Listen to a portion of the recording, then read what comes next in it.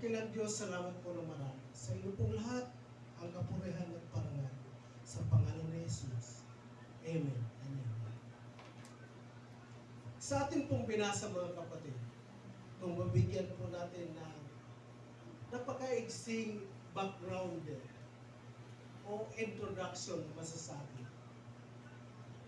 na kapag meron daw tayong kaaway,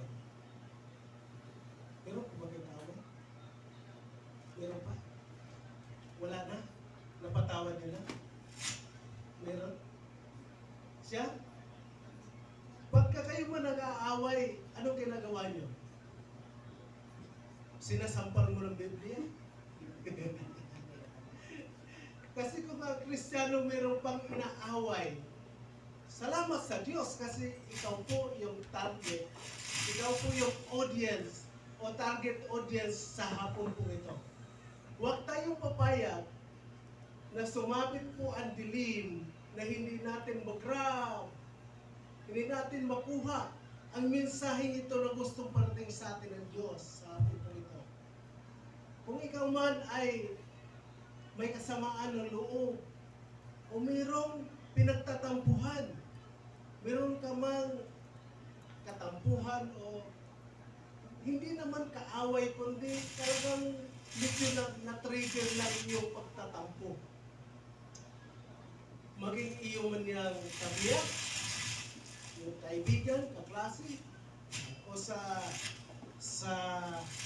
larangan ng buhay ng isang estudyante, teacher mo kaya, magulang, kapatid, kaibigan, o simpleng ka-churchmate, o simple lang kaibigan na meron kayong hindi pagkakaintindihan. Hindi naman sa humahantong sa pag-aaway, kundi isang eksena ng buhay, which is normal dito po sa mundong ibabaw, na meron talagang, kahit na baga gaano kakabait, meron talagang susuway sa iyong kabaitan. Amen? Hello? Dito pala, medyo okay yung dating ng bato ng boses. Salamat sa Diyos. Wiba, sa ating pinag-uusapan, kapag meron kang kasamaan ng loob, katampuhan, o merong kasalungatan ng ideya, something like that, hindi naman tayo mga anak ng Diyos, hindi naman tayo nagkikipag-away talaga. Ayaw natin ng away. Kung hanggat maaari, makakapagpasensya ka talaga, gawin mo at the full extent of your ability. Pag hindi mo kaya, ipagpasa Diyos mo na. Kung talagang ginikipit ka niya, so be it. Gipitin mo na ako hanggat kaya mo gipitin. Awayin mo ako kung kaya mong awayin. Pero tayo mga anak ng Diyos, hindi na nakikipag-away. Amen? Would you agree with me na kapag mayroong sumampal sa iyo, kaya mong ibigay yung kaliwang bahagi ng iyong pisngi para sampalin din? Kaya nyo gawin? O takbuhan mo na para wag na maabot pa yung kabilang pisngi? Diba? Kapag mayroong sumuntok sa iyo sa kanan, ipasusuntok na rin yung kabila. Kung mayroong umaway sa iyo sa banda ng, anong barangay nga dito banda? San Mateo? May umaway sa San Mateo, pupunta ka sa Victoria para awayin ka rin ng taga-Victoria. Ganun ba yung ibig natin sabihin? Ang gusto ko pong mapag-usapan natin ngayong gabi, paano natin maibig yung mga hindi kaibig-ibig sa buhay po natin. Not necessarily na kaaway or something like that. Pero paano natin i-express yung pag-ibig na dulot na pag-ibig ni Kristo sa buhay natin. Okay? Sa buhay ng isang kabataan, maraming kabataan kasi, salamat sa Diyos. Okay? Salamat sa Diyos. Isang tapat na kausap. Salamat sa Diyos. But we are, napag-usapan ka namin kanina.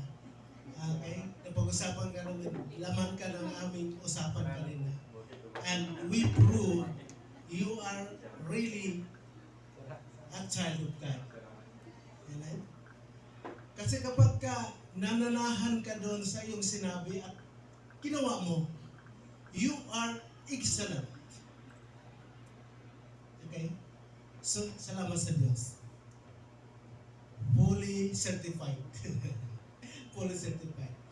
Na may panawagan sa iyo ang Diyos. Amen?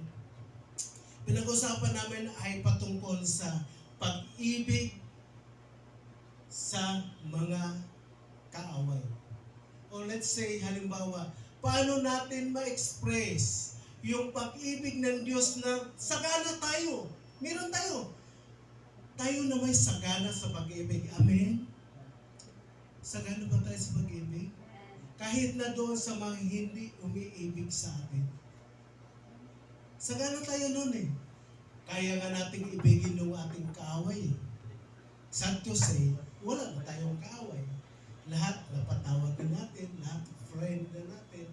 Kaya kahit na inaaway tayo, so be it. Mamahalin ka pa rin namin. Amen? Kahit na yung kaibigan mo, kakilala, kaklase, ka-workmate, o yung mga kontrabida sa buhay mo, saan? Sa workplace, sa eskwela, sa pamilya, hindi nawawala yan eh. Amen? Sa buhay ng isang kabataan, hindi nawawala ng kontrabida ang kanilang mga buhay. Kung minsan nga, naging kontrabida ng buhay ng isang tipikal na kabataan, lalo na kung hindi mananampalataya. Ang kontrabida sa kanilang buhay lang kung sino? Yung kanilang mga magulang lang din. Praise the Lord. Hindi lumabas ng bahay yung tumatayong kontrabida sa kanilang mga buhay. Sa panahon ngayon, maraming mag-ama, mag-ina, nawasak ang relasyon. Just because hindi sila magkaintindihan. Hindi ginawa ng anak ang kanyang pananagutan sa kanyang magulang. At the same time, yung pananagutan ng magulang sa kanilang mga anak, hindi nila nagagampanan. Up to the point na yung anak nagre-rebelde sa kanilang magulang. Up to the point na sabihin ng anak, napaka-old fashion mo naman. Okay? Marami ngayon, mag-ama, sira ang relasyon. Marami mag-ina, sira ang relasyon. Mag-apo, sira ang relasyon sa lula. Sira ang relasyon sa lulo. Okay? Why? Dahil dito, sa hindi nakakapag-express ng pag-ibig sa mga kumukontra sa kanila. Paano ba natin itaguyod itong mga kapatid? Ang hirap naman kasing i-deal. Yung bang inaaway ka na nga, winawalang hiya ka na nga, gawan mo pa ng mabuti. Di ba napaka-tragic? Kung hindi ka talagang nakapundasyon at tumatayo sa standard ng Diyos, hindi mo magawa eh. Inaaway ka, gawan mo pa ng mabuti. Di wow. Baka, sige, awayin mo lang ako ngayon. Humanda ka pag-uwi mo. May aambus sa'yo. Yung pala, yung pala membro ng isang gang na away, pinaambos. Hindi naman sa yung titera. Hindi naman sa yung susuntok o anong gagawin. Kundi, bahala na si tropa sa iyo. Baka load lang ang katapat ko, may bukol ka na sa akin. Diba? Sa panahon natin ngayon, hindi ako mahirap ang gumawa ng yung bang gusto mo lang gawin para masatisfy yung iyong desire na makaganti. Halimbawa, sa workplace, itong taong to talagang kontrabida sa akin.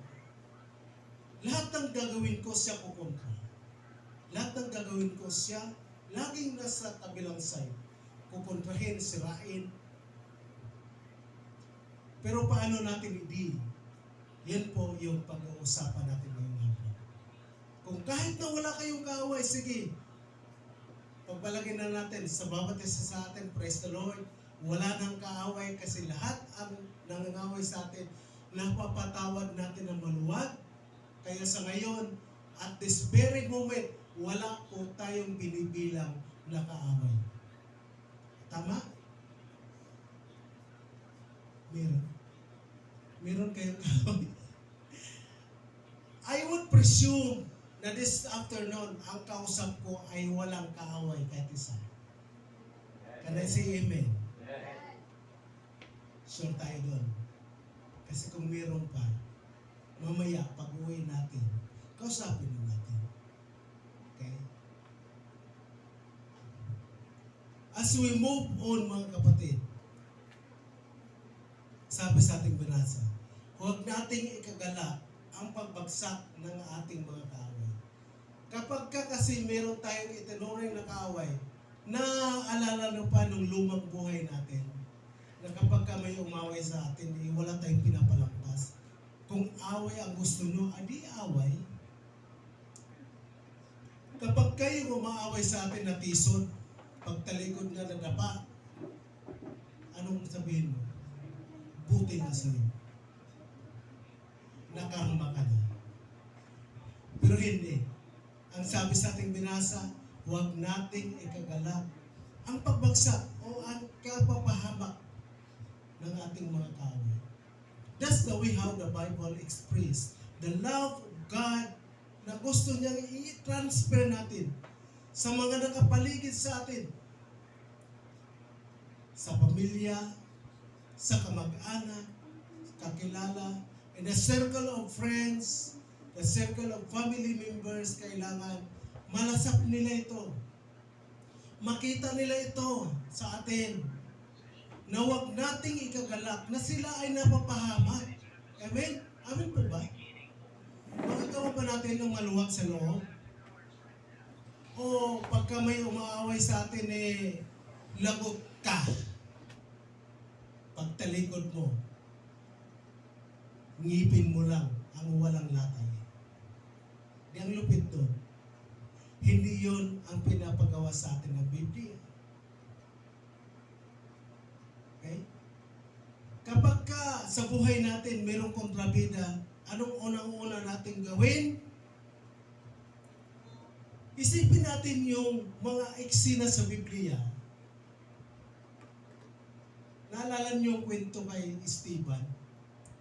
Di ba si Esteban isang lingkod ng Diyos na pinatay sa pamamagitan ng pagbato? Naalala niyo ba yan? Nakuha niyo ba yung kanyang paraan ng pag-express ng love o ng pag-ibig? Maging doon sa mga bumabato sa kanya. Kaaway ba? Hindi. Sa eksenang yun, sa buhay ni Esteban, habang siya ay binabato, yun bang mga bumabato sa kanya, kakampi niya o kaaway? Kaaway siyempre. Binabato ka na nga para mamatay. May turing mo ba siyang kaaway? Hindi. Kaaway talaga. Hindi kaibigan. Binabato ka na. Papatayin ka sa pamagitan ng bato. Ano ang magawa mo? Kung ikaw may mismo halimbawa, sa kalagayan ni Esteban, dahil lang sa pangangaral mo ng salita ng Diyos, inahatulan ka ng ganoon na klaseng execution ng kamatayan.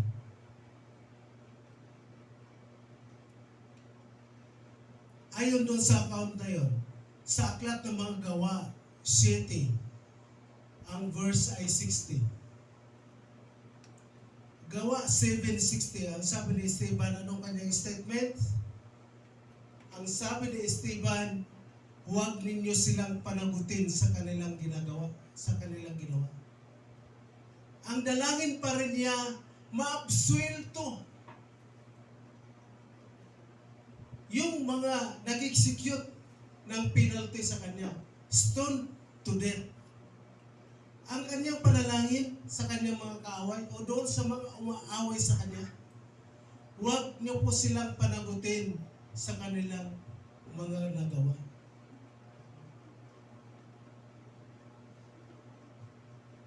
Yun pa rin ang kanyang sinabi. Sa panahon natin, it's very crucial, kapatid. Kapag merong bumabatikos, kahit nga lang siguro simpleng basher mula sa social media baka ang hirap ng patawan.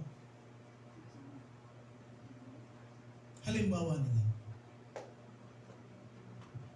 boyfriend mo, merong umiiksi na pilit inaagaw. Patawarin? Sa anong paraan? Sakit.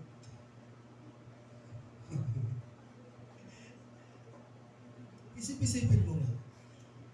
Halimbawa na, kaklase mo before, ito nga nangyayari sa telenovela. Sa telenovela, ang naging umaagaw ng kanyang boyfriend, kapatid niya. Hindi lang basta kapatid, kundi kakambal niya. Kakambal. Identical twin. Na in love sa isang lalaki lang. Agawan yung magkapatid, magkambal. Sa Filipino City, alam na natin yung kahinatnan. Alam na natin yung the end ng kwento. Kasi sa isang telenovela, isa lang yung pattern niyan. Ganito.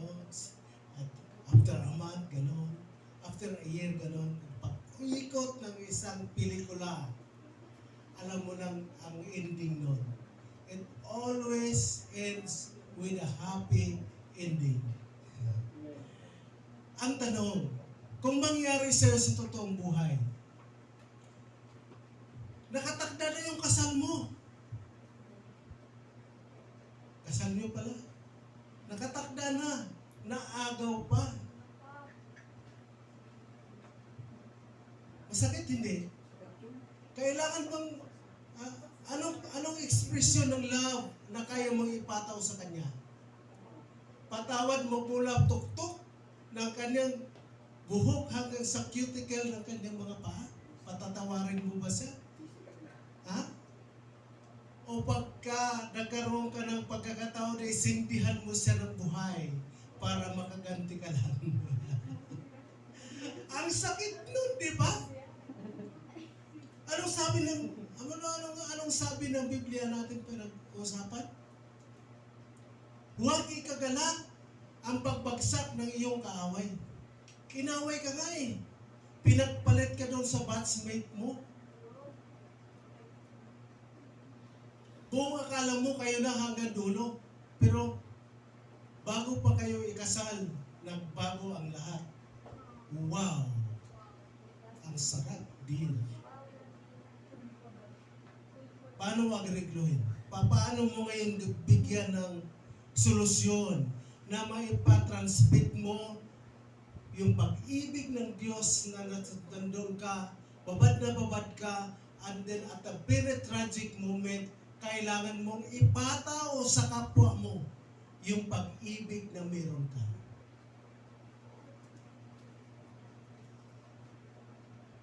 Mahirap yung kapatid. Alam nyo, ang mga aral na ganito, madaling banggitin sa ganitong session. Madaling pakinggan. Madaling ding pag-aralan. Masarap buklatin ang Biblia patungkol dito. Pero, kapag ka ikaw na mismo ang dadanas in reality, kapatid,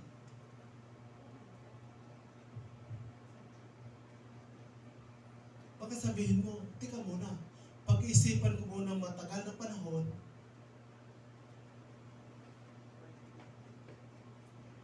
baka next week mag-decide na ako kung patawarin ko sa Wendy. Pero sa ngayon, galit pa ako sa kanya. Huwag siyang pakikita sa akin. Ang sabi sa Biblia, huwag ikagalak ang pagbagsak ng iyong mga kaaway. Si Stephen, sa kanyang kalagayan, ang sabi niya, Panginoon, huwag mo po silang pananagutin sa kasalanan ito. Ano nga bang kinamatay ni Esteban? Di ba sa kaparusahan, stoned to death. Pero ang dalangin niya sa mga bumoboto sa kanya, Panginoon, huwag niyo po silang pananagutin sa kasalanan ito. Hindi lang natin alam kung granted yung kanyang prayer. Wala nakasulat. Diba? Wala namang isinulat eh. Isa lang ang malinaw. Kapag ka may ginawa ka, expect what? A return. Maka-expect ka ng anong tawag dito, yung consequence sa iyong ginawa. The same way, doon sa illustration, o doon sa example natin pinag-usapan kanina, nakatagda na yung kasal mo, nasulot ka pa ng iba, naunahan ka pa ni kumari mo. Kumari mo man din. Diba? Doon ako na-bless nung mabasa ko itong account ni Esteban. Panginoon, huwag niyo na po silang panagutin sa kasalanan kanilang nagawa. Napaka-amazing po. Bagay na hindi talaga madaling gawin. Nasaktan ka na. Pero kaya mo pa magpatawad. Bagay na dapat nating paghandaan. Kasi nangyayari sa telenovela eh. Sa reality, pwedeng mangyari. Kaya mga kapatid, hold on to your first love. Pwedeng mangyari. Meron pang isang account na matunog na talaga namang kabukod-bukod tanging nangyari sa aklat ng Lucas 23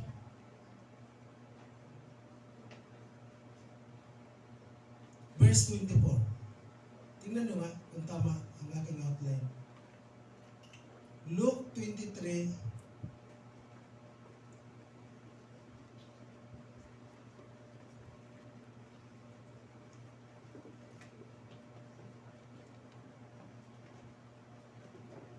verse 24.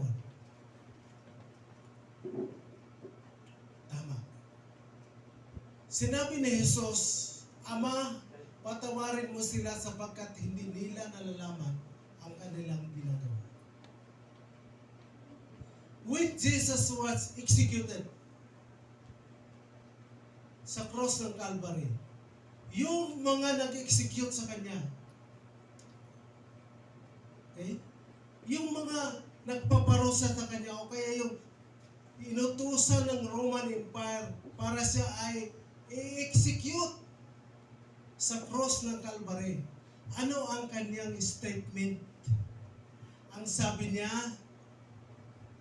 patawarin mo sila sapagkat hindi nila alam ang kanilang ginagawa. Bagay na napakahirap gawin.